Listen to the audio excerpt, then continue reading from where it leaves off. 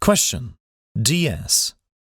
If a and b are integers, is a times b an even number? Condition 1. A is an odd number. Condition 2. B is an even number. Solution. Let us solve this DS question using the variable approach. Multiplication and addition/subtraction are the most important operations with integers. Multiplication of any integer by an even integer gives an even integer, whereas multiplication of two odd integers gives an odd integer. Multiplication. Even times even equals even. Even times odd equals even, and odd times odd equals odd. Addition or subtraction of two even integers or two odd integers gives an even integer, while addition or subtraction of an even integer and an odd integer gives an odd integer. Addition/subtraction.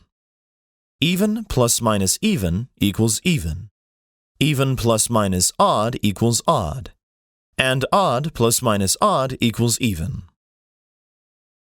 Let's apply the 3 steps of the variable approach.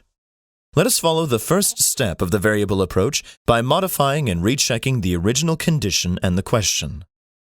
We are required to verify whether a times b is even if both a and b are integers. Here we are aware that a product of two integers is even if one of them is even.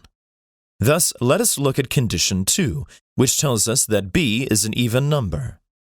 Then the product a times b will always be even. Thus, the answer to the question, is a times b an even number, is yes. Thus, condition 2 is sufficient by CMT 1, which states that the answer will be in terms of a unique yes or no. Condition 1 tells us that a is an odd number, but we do not know anything about b. If b is odd, a times b is odd, and the answer to the question, is a times b an even number, is no. And if b is even, a times b is even, and the answer to the question, is a times b an even number, is yes. Thus, condition 1 is not sufficient by CMT 1, which states that if you can get two answers, a yes and a no from a condition, then the condition is not sufficient. Condition 2 alone is sufficient. Thus, B is the correct answer. Answer B.